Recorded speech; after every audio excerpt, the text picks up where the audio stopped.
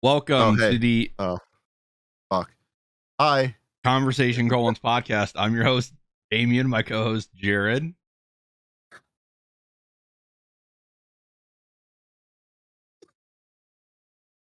Fuck. Hello. Jared, why don't you take us into the Brewskis of the week? Might as well. All right. Yeah. This week, I forgot to put my good shit in the fridge, so I'm using some wine. It's, oh God, Wait, what? Oliver Winery and Vineyards soft wine collection, sweet white, fresh from the vine taste, a soft, refreshing white wine. Ever since, no, established 1972. That's what I got. Uh, I got Mike's. Yeah, let's go. Is that regular mics? Yes. Nice. There's this.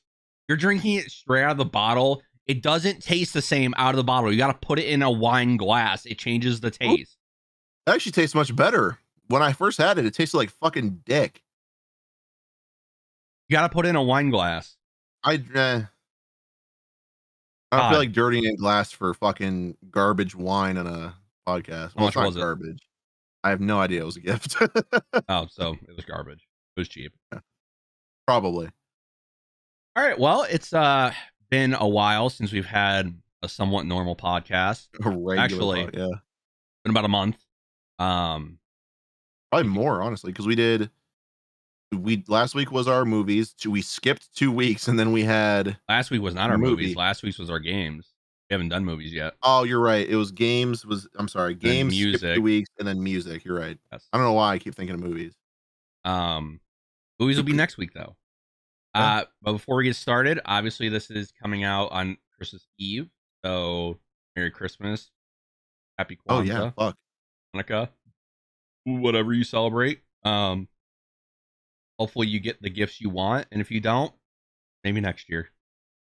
Don't be naughty. Yeah, tell your mom to stop being poor.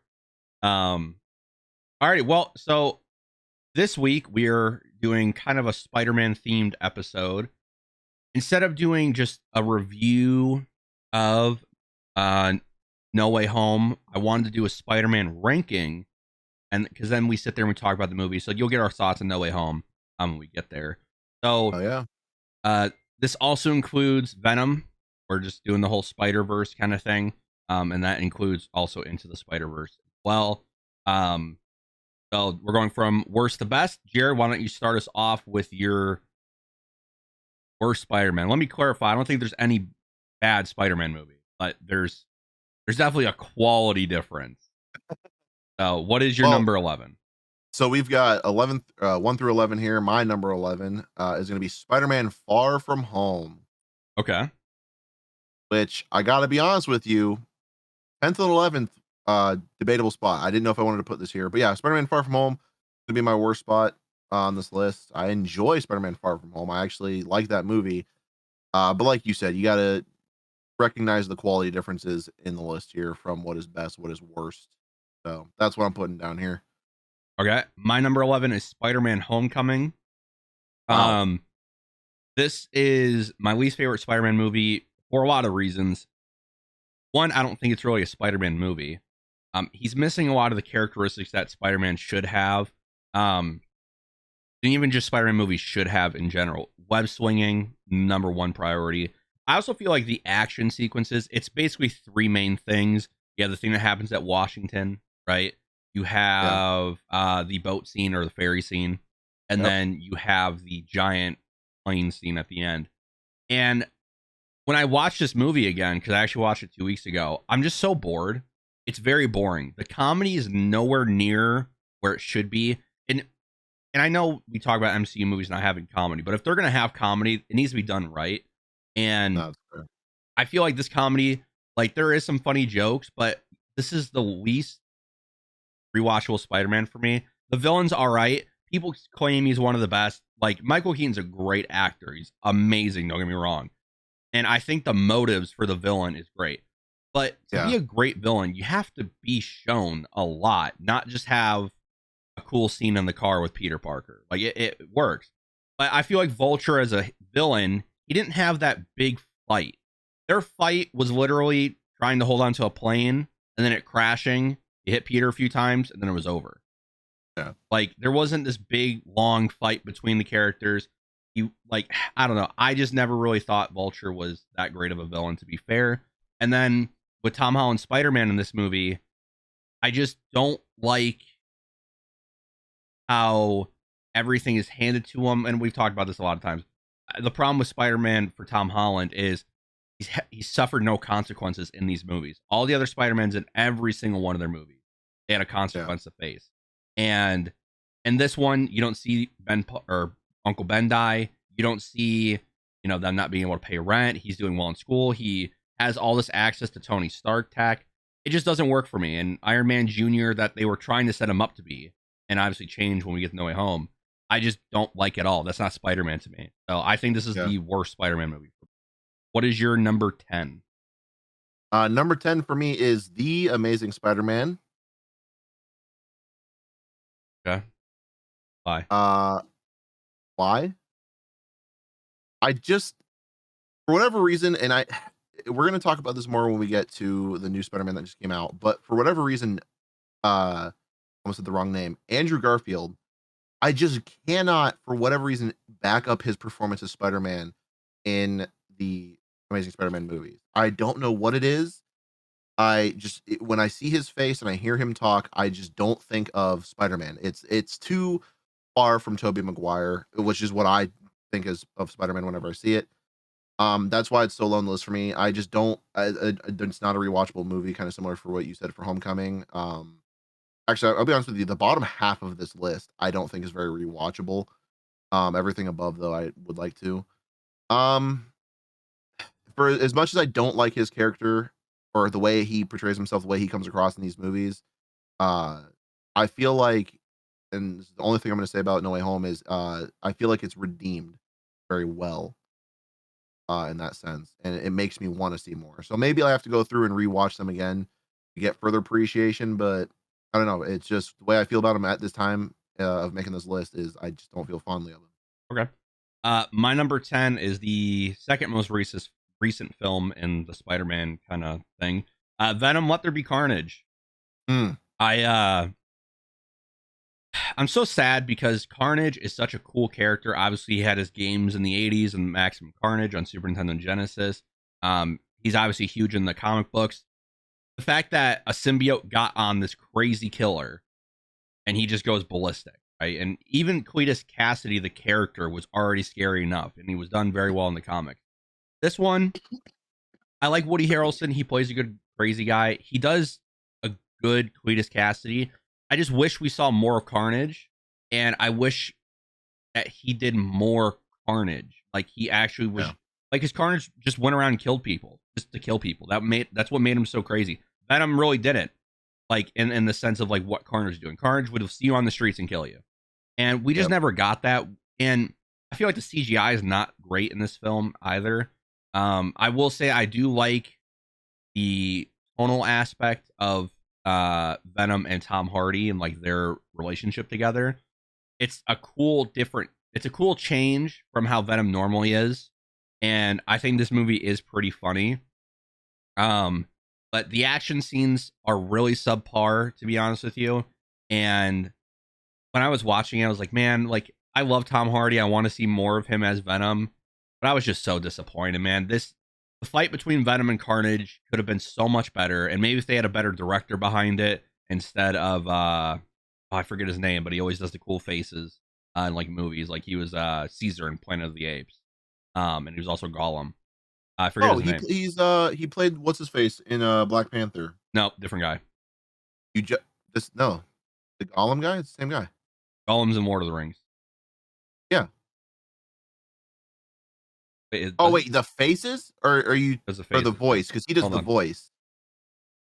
Carnage. I can't remember his goddamn name. Andy Serkis, that's his name. Yeah, I believe he's in.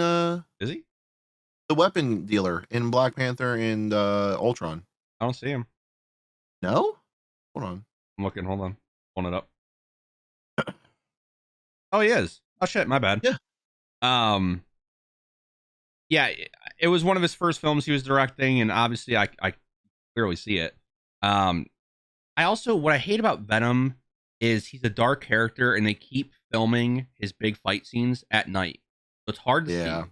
And you have these two blobs fighting each other, and even though one's red, sometimes it's like you don't even know what's going on. So Venom: Let There Be Carnage for me is my number 10. What about you, Fair dude? enough. Fair enough. My number 9 is gonna be Spider-Man: Homecoming. Huh? Um, there's not much more for me to say other than everything you've hit on. The only thing I'm gonna say, kind of in a defense of this movie, is as much as I don't like how much there is no consequence, like you said, that's something I've recognized more the more we've talked about Spider-Man. And it's something I've come to realize more from these movies is like how like handed to him things are. Uh, I like I said, in defense of that movie, I view it as Iron Man trying to teach him and trying to stop him from making the mistakes he made. Like he excuse me. He's trying to be like, listen, like if you're nothing without the suit, then you don't deserve to have it. Blah, blah, blah, all that stuff that happens in that movie. It's like, listen, you got to make the decisions as Spider-Man. You got to become the best you can be without losing everything. You got to learn now to try to stop these bad things from happening. And even though he's given ample opportunity in both this and Far From Home, he like, you know, doesn't develop well enough until the third movie, which there's a lot of aspects to go into it, not obviously everything in universe, but that's the way I choose to look at it. Um, Homecoming, I love Michael Keaton in it. We talked about that. I love his villain in that. I agree with the fight scenes and the way they are portrayed, but Michael Keaton, fucking awesome. So yeah, that's my number 9. Alrighty. What about yours? My number 9 is Venom. The first one.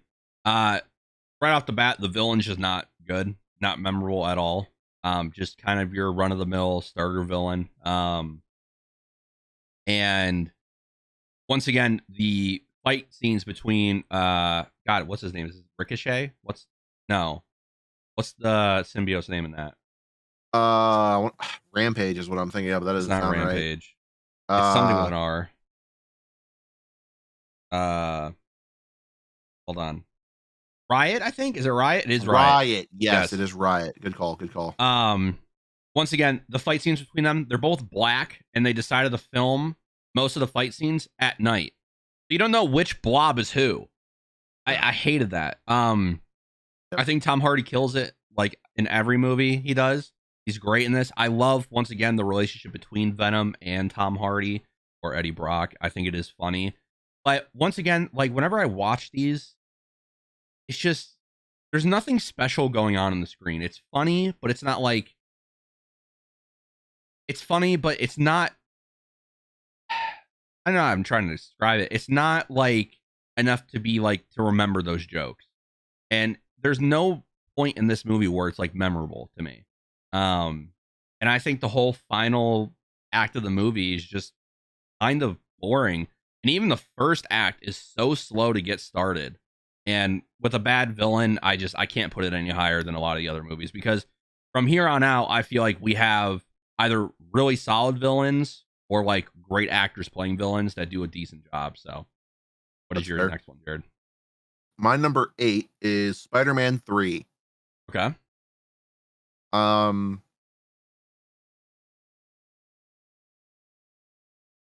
The reason this one's low is I guess the big one is the portrayal of Spider-Man in this one, and like how Tobey Maguire, the whole thing with the whole interaction with Venom and him in this one kind of never sat right with me.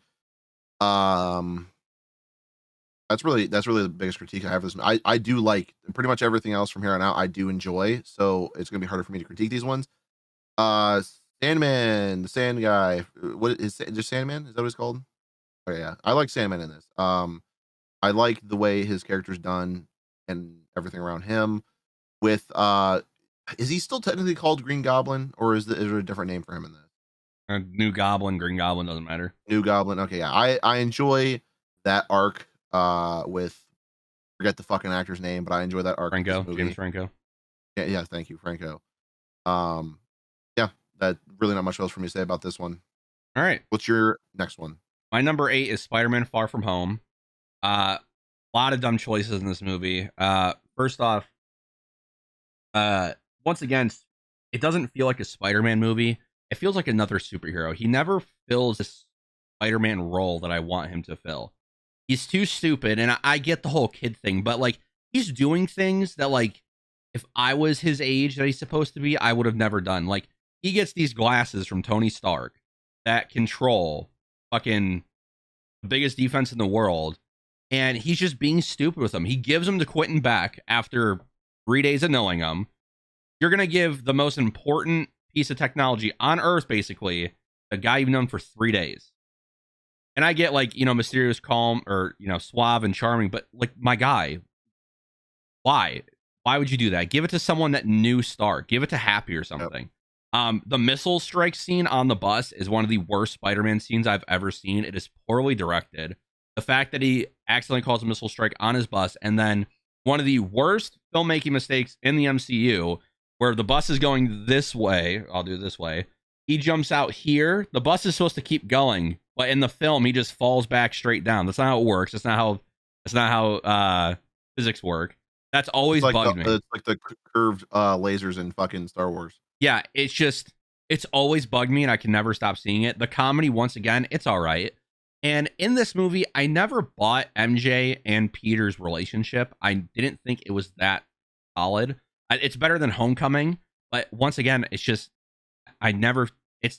nowhere near Gwen and Andrew Garfield Spider-Man. It's nowhere near MJ and Tobey Maguire Spider-Man. And their chemistry in this movie just seemed a little off to me. I hate the MCU and how much they put suits into like their movies. Spider-Man doesn't need 3 suits in every movie. That's always bugged me. They do it just to sell toys, and I get so annoyed. Give him 1 suit for the movie.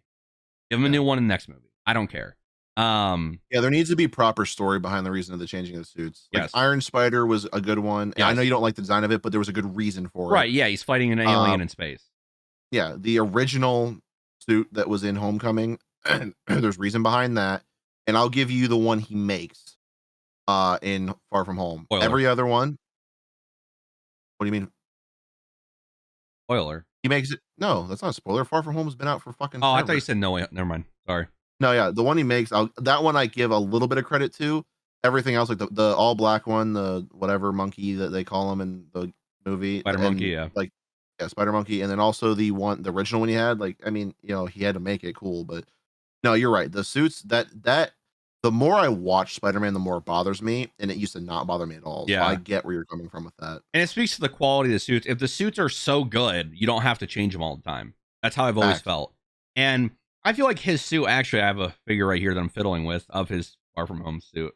I feel like that's a good suit. Like, just keep it. Like, there's no reason to change it as much as they do. I will give Jake Gyllenhaal. He's great in everything he does. He does a pretty good Mysterio. I like the aspect of how he did, like the visual effects and everything. I'm just tired, and it got to that point when the film came out. I'm just tired of Tony Stark isms. Every villain in that fucking universe is from Tony Stark. And I get it's supposed to be this overlapping universe, but Spider-Man, I just wanted it to be kind of separate. It's Spider-Man. I don't want to be reminded of Tony Stark in the sense of like all his villains. No, they're Spider-Man villains. Give them a reason to be there because of Spider-Man or for different motives. And at that point, that was the 7th villain that came from Tony Stark. Like, really? It's the same motive as the other ones. Oh, Tony Stark wronged me. Now I'm going to do this. And with Quentin Beck, what was his motive? He was going to fake his way to being the best superhero and then get on the Avengers and then not be able to do anything? Like, his whole thing was for fame and glory, but what was the actual motive? What's going to happen when you get there? Yeah. Yeah, I think the action scenes are better in this than Far From Home. The ending's really cool. I like the fact that like he actually manned up and actually looked kind of cool there for a second with Tom Holland being Spider-Man. I love the Mysterio like illusion scenes. They're really cool. And then obviously at the end when Mysterio reveals that Peter Parker's Spider-Man, that's a good way to end it. And you're like, oh shit. And after I saw that film, I actually have a review of the film up on this channel. After I saw the film, I was like, I can't wait to see the next one. Even though I don't care for it, can't wait to see the next one. Absolutely. What is your next? All right, my next one here, number 7, is going to be The Amazing Spider-Man 2. Okay, why? Well, I know I've given you shit a lot for your Spider-Man rankings in the past, and like 95% of the time, I'm doing it just because I know it's gonna like I'm just egging you on. And I've always go Spider-Man 2, Amazing Spider-Man 2 is literally the worst Spider-Man movie ever made. You're stupid, blah blah blah. And I always say that shit. I've always doing it absolutely to fuck with you. That being said, it is in the middle of this list because I do find it to be average in my opinion, but it is not in the bottom because I do find it to be good. Can I pause you Uh, real quick?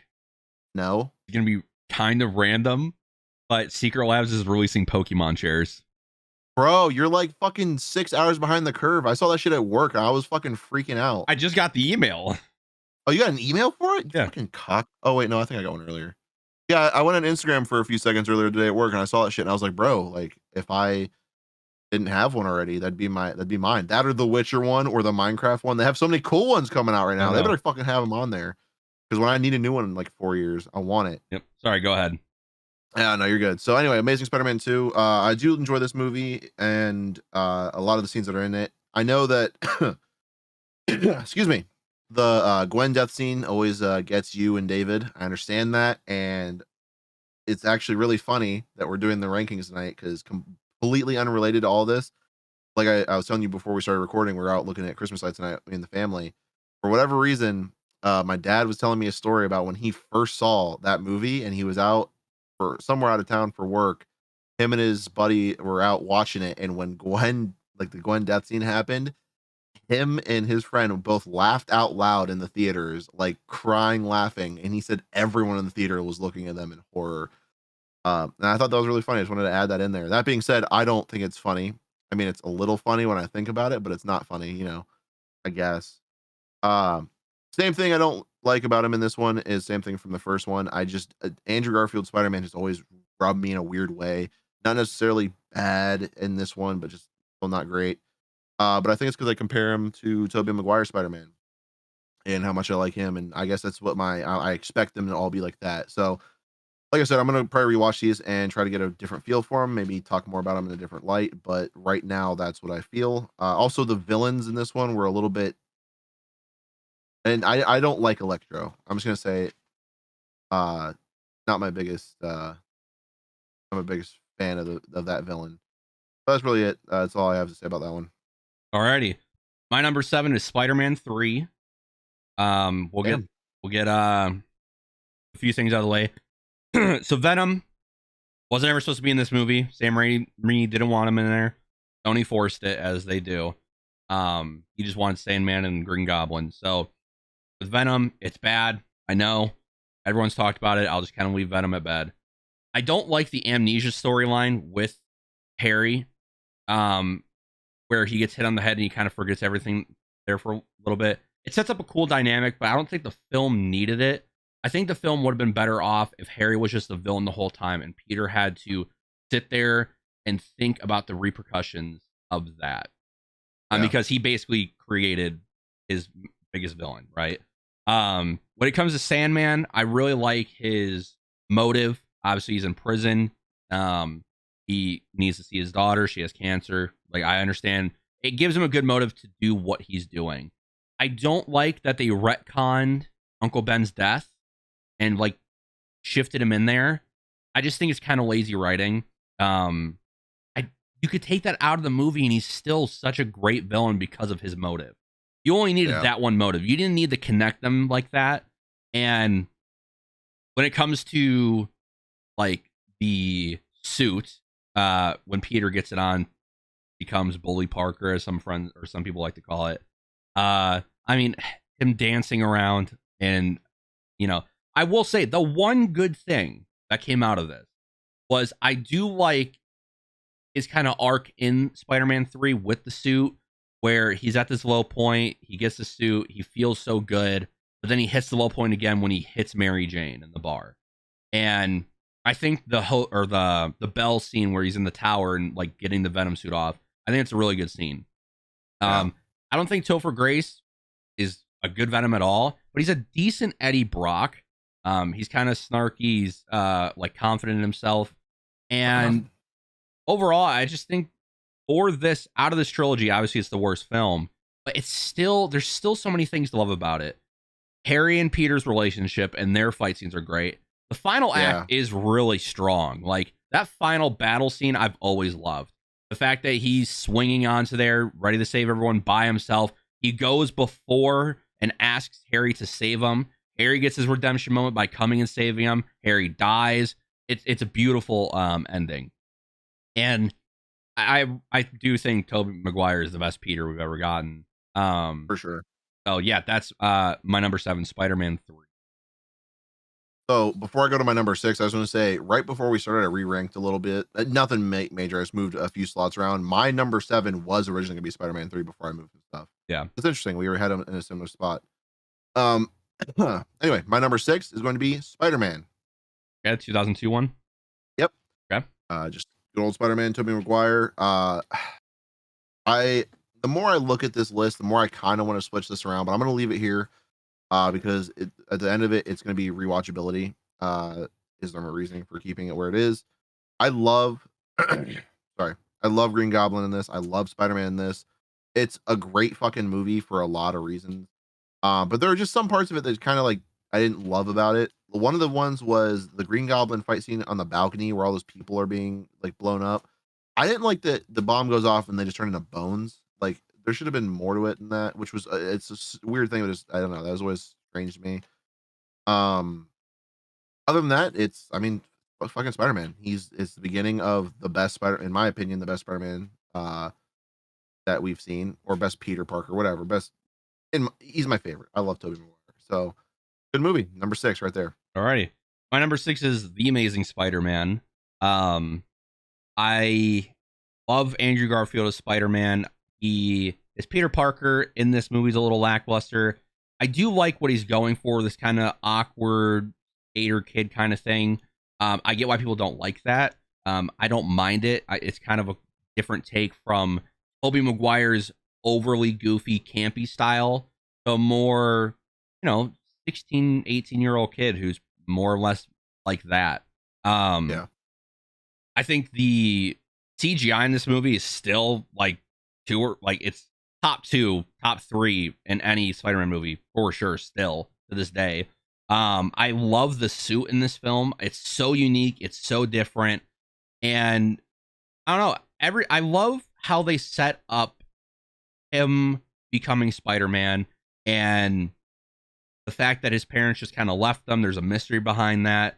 And Kurt Connors has a reason why he wants to, do what he's doing and become the Lizard.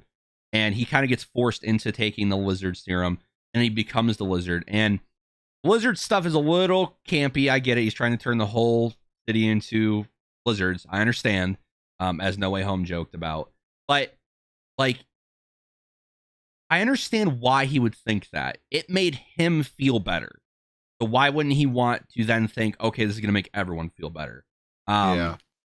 I think the final act is, once again, amazing. It's great. We don't get to see him swing fully until this final act. And what I love about the original trilogy from Sam Raimi is the city had its own character. The city was a character.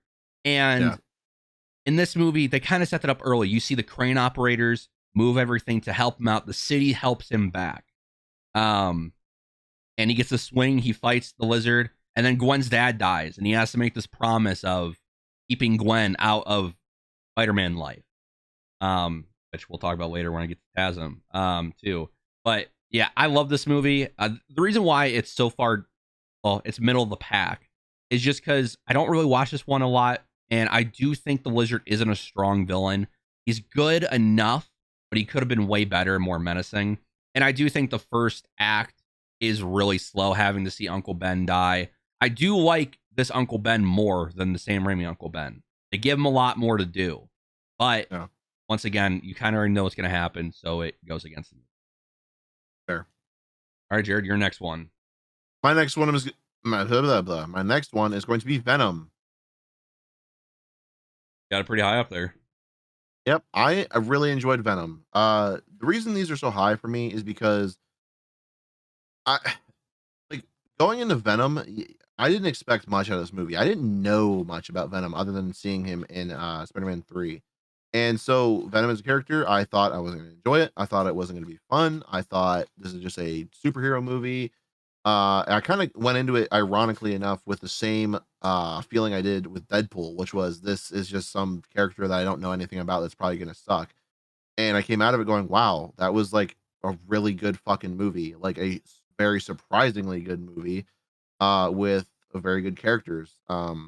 Eddie Brock fucking kills it, or I'm sorry, Tom Hardy as Eddie Brock kills it. I fucking love Tom Hardy, and I guess I don't realize how much I like him in a lot of the movies he's in until I like saw him in Venom. I was like, wait a minute, this guy's really cool. And like going back and looking at all the stuff he's in, I was like, wait, I liked that movie a lot, and he was in that. Or damn, he had a good character in that. So Venom like kind of opened my eyes to Tom Hardy's character a little bit more, and also just the way they portrayed Venom in this movie compared to Spider-Man 3's Venom, it was like a thousand times better. I love the way we hear Venom, like Eddie hears him, but like in the interactions between them in front of people who obviously can't hear Venom is it's just so good. So that is my number 5. Okay. My number 5 is Spider-Man 2002, the movie that started all, the movie that has so much nostalgia for me. One thing I've never liked about this movie is how, like, I hate movies with slow starts, and I hate origin stories. Well, I don't hate them. I just think they're hard to do and to give them a better pace. This movie has slow pacing at the beginning. At the end of the day, I'm there to see a Spider-Man movie. I want to see Spider-Man. But I will say, like, the acting in this movie is great. They perfectly casted everyone. Green Goblin's a top 2-3 villain in Spider-Man history. And in this, I mean, Willem Dafoe basically sets himself out as either your favorite or your second favorite Spider-Man villain of all time, movie-wise. And Tobey Maguire as Spider-Man, I mean, his suit is just so iconic. The web-swinging scenes are so iconic. I never cared for Mary Jane in these films. I always thought she was kind of annoying. I've talked about that on the podcast before, but their relationship works for me. And Toby just kills it as Peter Parker. And everything about this movie just gives me nostalgia. The first time he's climbing up the wall, like the little spikes come out of his hand and he climbs up the wall. And the movie's also really funny. Like right before he's about to web swing for the first time, he's doing like all the different like hand motions and stuff that he does. It's so funny. Doesn't he say stuff too? Doesn't he go web go or like go web? Like he's like up and away web. Yeah. It is really funny. I do think the final scene that you were talking about, the final battle, is also really cool. That Green Goblin gave him a choice. He's like, you either save this one person or you save these 50 people. You make the choice. Yeah. And another thing I love that I talked about with The Amazing Spider-Man is the city has a character in this. In that final battle, people are throwing things at the Green Goblin saying, hey, don't mess with our guy. That's our guy.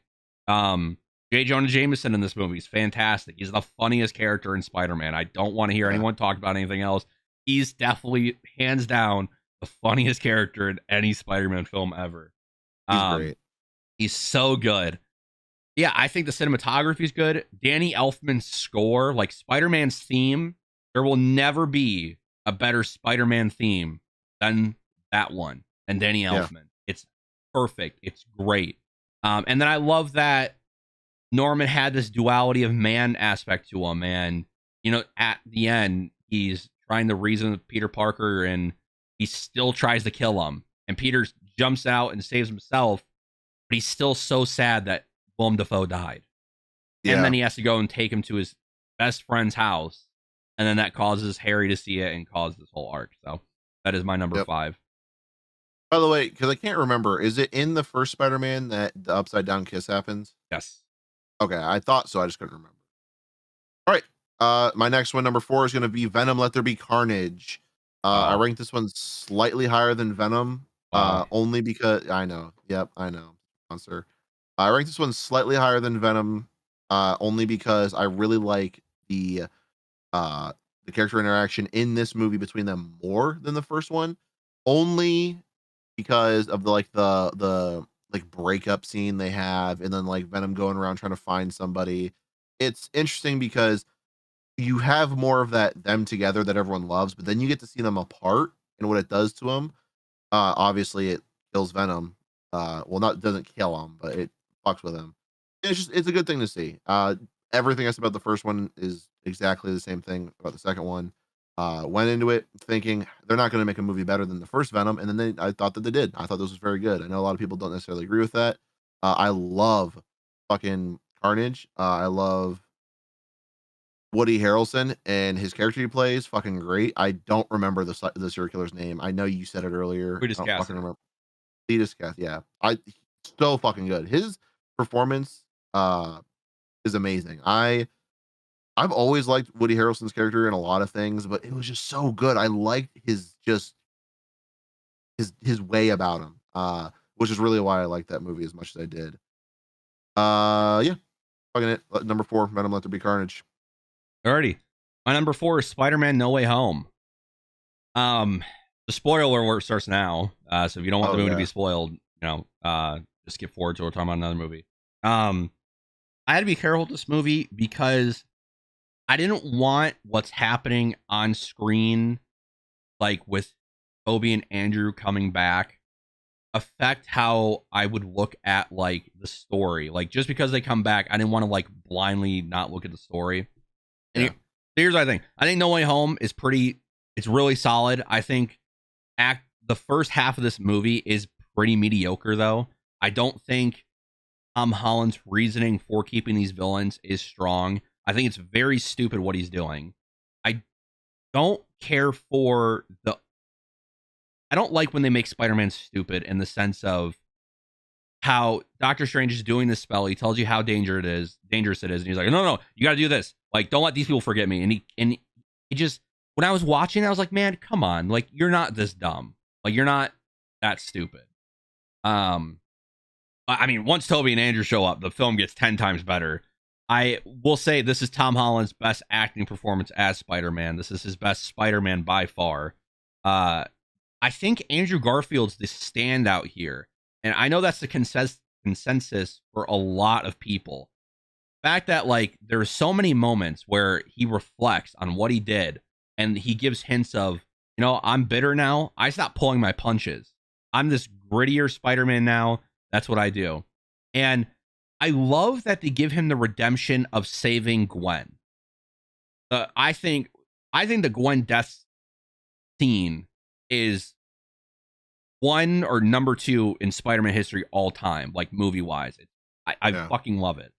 And the fact that he gets to save MJ, like, when I was watching it and you see Tom Holland go for it, I was like, man, it would have been cool if, like, Andrew did it, and then Tom Holland gets taken away, and then Andrew's like, no, and he saves her, and then they're kind of sitting down, and she looks at him, and she's like, are you all right? And he starts crying a little bit, and he goes, yeah, I'm all right. I was crying. I was torched by then. It was yeah. Andrew killed it. Tobey Maguire also, like, even though he didn't have a lot to say about where his character's at, which I wish we would have gotten more of, because we were supposed to get Spider-Man 4, and then it got canceled, and we got The Amazing Spider-Mans. I wish we would have heard more about what his Spider-Man was doing and how everything was going. We got a few stuff about, like, how him and MJ are doing, but it's just stuff you would have expected. Yeah. He also does really well. I love that when he shows up, he's not even in his Spider-Man costume. He's just in normal Tobey Maguire clothes. I was like, dude, that's so Tobey right there. Yep. And I love that they brought the My Back thing into the movie. Like, that's one of the biggest memes of the original trilogy is Tobey going, my back. And the fact that Andrew Garfield cracks his back for him, it's just so good. I think the final fight scene is too short, though. I wish we would have gotten more from all the characters. I wanted to see more, obviously. But even though they're in the film for a lot, I wanted to see more of them swinging around and having their battles. We got 10 minutes of it, I think. 10 to 15 minutes of it. With something that grand, that world scaling, I wish it was more of like a endgame situation where it doesn't have to be 45 minutes of the film, but 20, 25 minutes would have been good. Have their interactions. Because, like, I felt like there was so many times where, or there's a few times where the characters didn't get to really interact during the fight. And when I say that, I'm talking about, like, Andrew Garfield interacting with the lizard. Yeah, he fought the lizard, but it would have been cool if he would, like, talk to him, because Andrew Garfield basically killed him. Like, it's his fault he's dead. And Tobey Maguire also, like, talking to Sandman. Like, it'd have been. I just wish they would have focused on that more. That would have made it better for me. I think the CGI is really good in this as well. I've always criticized MCU Spider-Man CGI. Homecoming, I think, is terrible, especially on the ferry scene.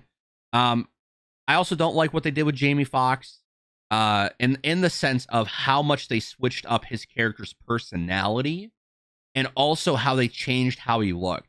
And I know this is a different take. I think when it comes to how scenes are filmed, his blue Electro would have made this movie way better. Once again, they filmed the final fight at night, and there is certain times where it's hard to see what's going on with certain characters, right? I think if they used the blue instead of his yellow, it would have made the scenes brighter. It would have looked better. I just think it would have worked. But Willem Dafoe steals the show. He was fantastic, as always.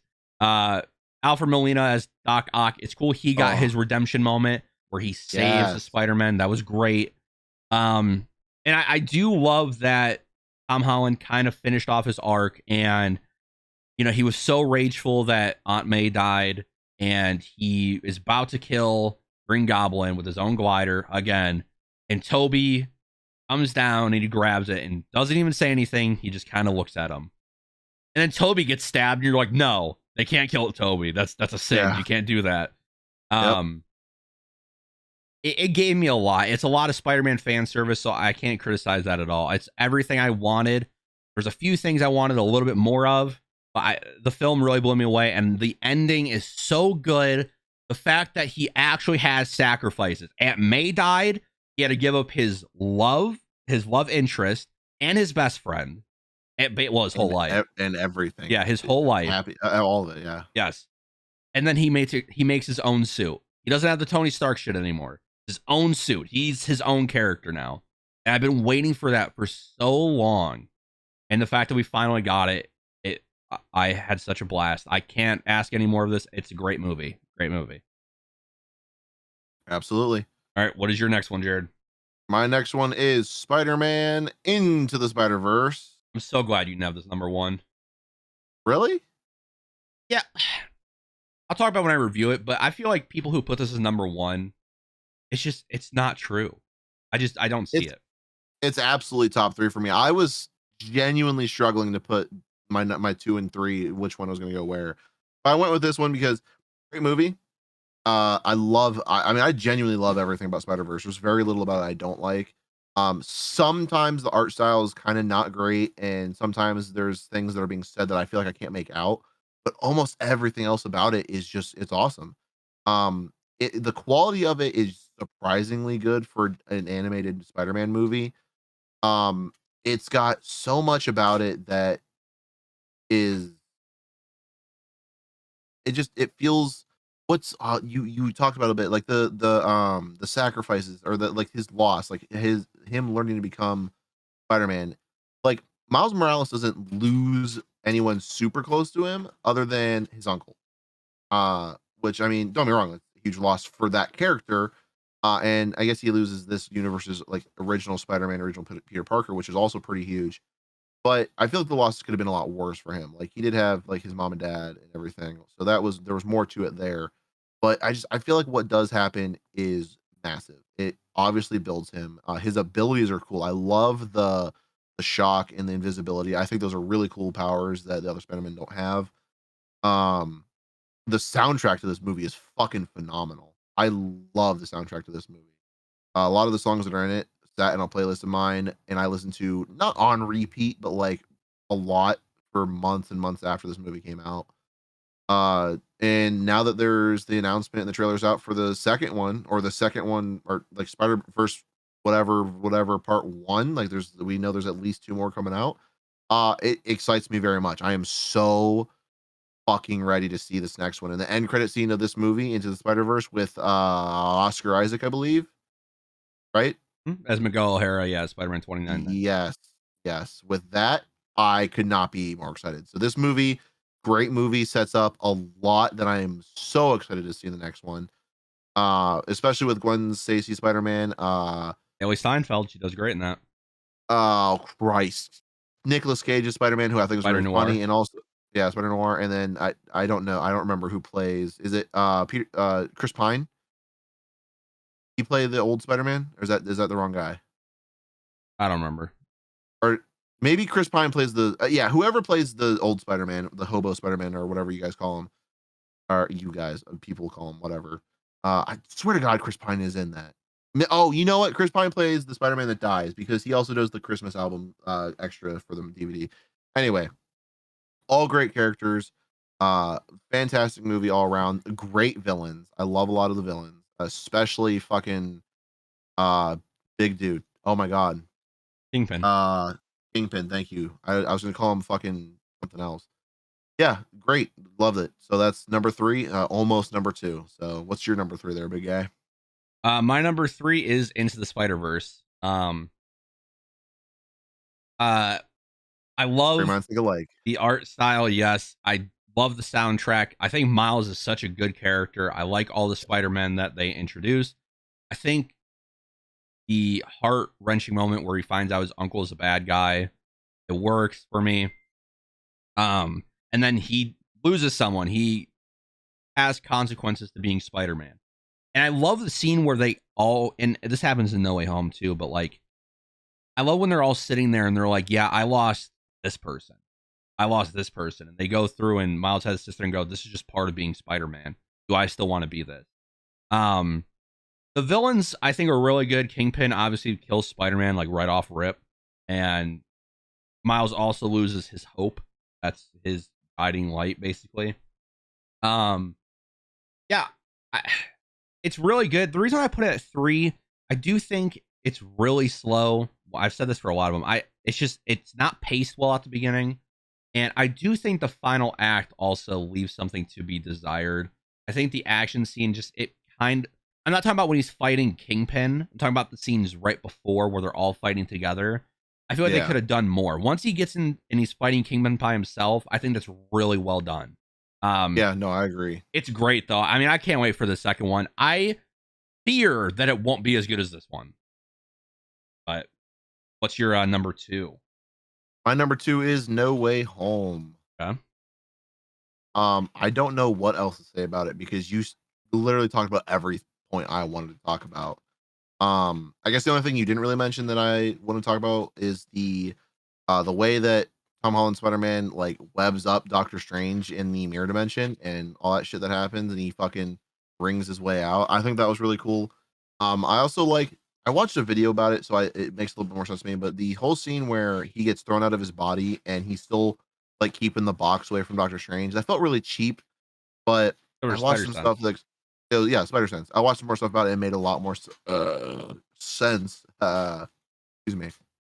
And I really like that, like knowing more about it because I kind of forgot the whole thing with Far From Home where he like gets the spider sense more and like it all hits him. So that was cool to introduce it there and actually make sense and all that.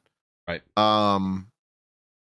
I do like a lot of, even though I know we like Spider-Man not having people supporting him, a lot of stuff with Doctor Strange's movie I actually did enjoy. Yeah. Like him helping capture the bad guys. Also, all the hinting and like insight towards the next Doctor Strange in the Multiverse of Madness. I like a lot of stuff that they're hinting at here with this, and a Which lot is of stuff cool that because Sam Raimi's directing that. which is gonna be so Yeah. fucking good. And also like the obviously spoiler end credit scene here with Wanda and pulling her in. Also finding out that he's not Sorcerer Supreme anymore, which I guess kind of anyone really should have known with the whole Long. blip thing.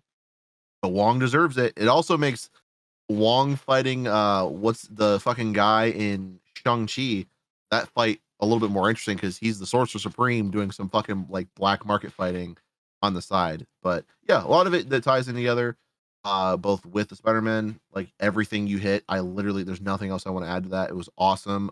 Only thing I'll say extra again is fucking Doc Ock. He was such a good fucking character in this. I loved his fucking character. It reinforced so much how much that character is fucking amazing to me. Yep. But that's my number two. What is yours, good sir? My number 2 is The Amazing Spider-Man 2. Um, where do I even start with this film? I think this is the best portrayal of Spider-Man we have ever seen. when we talk about Spider-Man, we talk about consequences. We talked about that a lot so far. And what's the bigger consequence than losing the love of your life, and it's your own fault? Your Yep. own fault. One thing I will say about this movie as well, and the same thing with the original trilogy, it has a style, it has a look to it, a tone. You know, the Amazing Spider-Mans are pretty bright. They're very clean looking. The score is really good. Hans Zimmer did this movie, which is fantastic. I think Spider-Man's theme in this is also really good. And Sam Raimi also has a feeling for his. To just touch on the Spider-Man movies, Watts as a director doesn't ever put like his own flavor in the film. They just feel like MCU movies, like how they're filmed. You know what I mean? I feel like he doesn't, as a director, get to put his own influence on how films look, and that's just kind of where I'll leave it. Amazing Spider-Man 2 visually also best web swinging scenes ever in any Spider-Man, hands down. The action scenes are so bright and so colorful.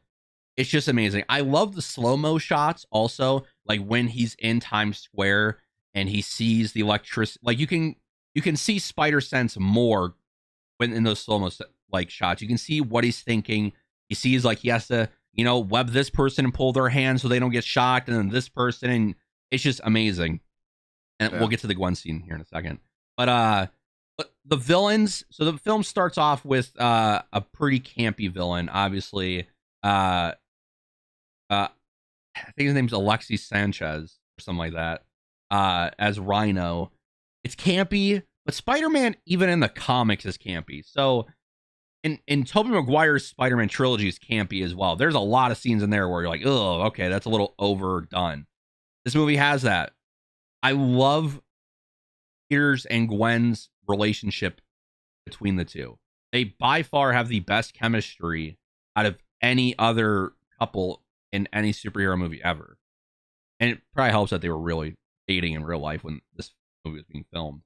But I love that Peter the whole time is like, man, I want to be with you. We keep breaking up. I just can't break that promise to your dad. And she's like, I'm my own person. I make my decision. Yeah.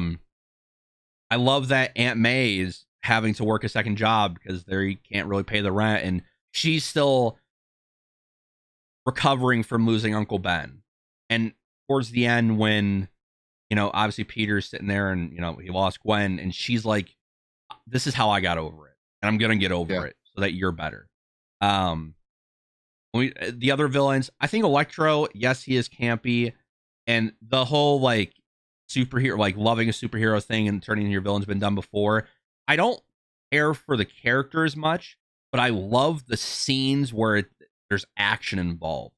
It's some of the best ever. When towards the end, right before he gets to the giant electrical field, and he's swinging through the city, and you can see his blue trail go. It's so good. It's so good. With Harry, he obviously has the Osborn curse, and he needs Spider-Man's blood to save himself, right? And Spider-Man says no because he doesn't know. So that gives me enough justification. Out of all Spider-Man villains, I don't think that's the worst reason to become a villain. And obviously he gets the company taken away from him by people who just don't want him to be there. Yep. One of the big things that people talk about is the whole his dad and like him figuring out where his dad and parents went. I like that backstory. I like that they gave his parents something instead of, oh, they're just gone. Like, no, your dad was helping create this. You're Spider-Man, and you're the only one that can be Spider-Man because it's his blood in the spiders that bit you. Yeah. And man, I mean, I've talked about it a lot on the podcast, so I'll keep it short. The final act of that movie, the final 45 minutes, is, I think, the best shot, like 45 minutes, one or two in Spider-Man films of all time. Gwen's death and the whole slow-mo shot and the theme that they're playing, the music, and the fact that you can see the web reach out like a hand. It was just so perfectly crafted. Yeah. And then Andrew Garfield acted his ass off in that scene too, where he's crying. Gwen's fucking dead. And I'm sitting there bawling my eyes out, and he's bawling his eyes out. But yeah, I love his awkward, quirky Spider-Man, because that's just how I've always thought Spider-Man to be. He's not supposed to be this cool, like, overly confident, overly funny guy. He's awkward and he can be funny, but Yeah. so that's why I like Toby and Andrew so much. But yeah, I love this. It's the Spider-Man I watch religiously. I've watched this more than any other Spider-Man. So, what is your next one? Last one. My number one here on this list is going to be Spider-Man 2, which is no surprise considering we listed everything else. So we knew what was left. And I feel like you and I looked at each other when you listed what your number 2 was. I feel like for a second there we connected and we're like, yeah, we know it's number one. Spider-Man 2 is the fucking best Spider-Man movie. I mean, what there's so little wrong with this movie. It's not even funny. The train scene is probably the best fucking scene I think I've seen in Spider-Man. Uh Doc Ock, like you said before, William Dafoe's Green Goblin, like, tied for best, like either first or second, and then there's Doc Ock. Doc Ock is, to me, the best Spider-Man villain. So much of what happens in this movie is memorable to me, is so fucking good to me. The like witty banter back and forth between Doc Ock and Spider-Man, the encounters they have, especially the scene where Peter and Aunt May are trying to take out a loan. I think they're trying to take out a loan at the bank. I know they're at the bank when Doc Ock goes to rob him and everything happens. That whole scene is fucking awesome. There's so much, excuse me, so much that happens in this movie that is fantastic. I'm sitting here struggling to find what exactly the correct words are to say about this movie. Um, Following up on Spider-Man, which had, like you said, one of the best villains that there were in Spider-Man movies, to follow it up and hit with another villain that is as good, if not better, in most people's eyes, is a phenomenal. Like, to be able to do that, like, hit the hammer, I'm sorry, hit the nail right in the head once, and you're like, I'll do it again. Why not? Pop the second time. It's great. You're gonna describe it a lot better than I will because of how passionate you are about Spider-Man. I don't have the same passion for this hero, but I do have the passion for this movie, and I can tell you it's fucking great. It's number one for a goddamn reason. You might as well just take it over.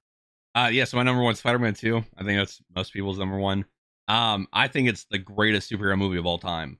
I think there hasn't been a better movie that has shown why being a superhero is awesome and would totally blow at the same time. Can't pay your rent because you're out doing superhero things. You can't have a normal job. You can't have a girlfriend because you're worried about her either dying and you just don't have time for her. And it's just the whole here's how this is how good this movie is. There's a portion in this movie for 45 minutes you don't see Tobey Maguire in the Spider-Man costume. And it's probably the best part of the movie. Seeing him happy, and you just feel so happy for him that he's actually like able to go to MJ's Broadway stuff, doing well in school, being able to pay his rent. It's just so good. The film starts off with him having a job he can't do. He gets fired. And obviously, Jared just talked about Doc Ock. He's my favorite villain as well. I think his motives were great.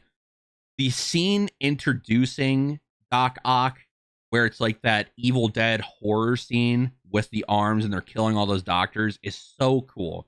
So cool. And then like the train scene that everyone's talked about it. I can't say much more. It's just perfect.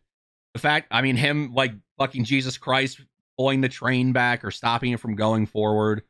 Just, yeah. And then the careful, he's a hero as they're passing him, back. And once again, the fact that the city is helping him.